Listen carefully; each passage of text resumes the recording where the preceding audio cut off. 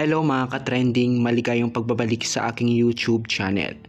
Malungkot na balita para sa mga netizens at taga-suporta sa social media matapos kumpirmahin ng pamilya at mga kaanak ang pagpanaw ng kilalang online personality na si Joyjoy aka Witwit. Ayon sa mga ulat ng kanyang mga malalapit na kaanak, mayroon umanong epilepsy si Joyjoy at inatake umano ito dahil sa matinding init ng panahon.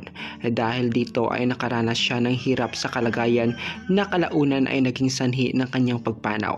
Nakilala at sumikat si Joyjoy sa social media dahil sa kanyang nakakaaliw at kakaibang mga kanta na may iba't ibang lyrics na talaga namang kinaaliwan ng maraming netizens. Madalas din siyang napapanood sa mga vlog ng ilang content creators kabilang si Daddy Frankie na nakatulong upang lalo pa siyang makilala online. Samantala, bumuhos naman ang pakikiramay mula sa kanyang mga taga-suporta at kapwa content creators sa social media.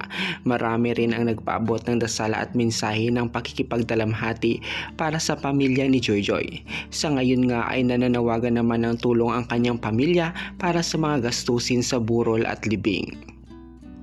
Ayon po sa source ni Sir Derek Ilagan, nitong mga nakaraang araw daw po, madalas po siyang inaatake ng epilepsy dahil sa sobrang init tapos nahulog po siya sa creek.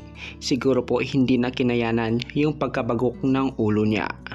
At yun nga ang dahilan ng pagpanaw ni Joyjoy Witwit na talaga namang ikinalungkot ng marami, lalong-lalo na ang kanyang mga taga-suporta. Talagang hindi malilimutan ang ginawang pagpapasaya ni Joyjoy sa kanyang mga taga-suporta at fans.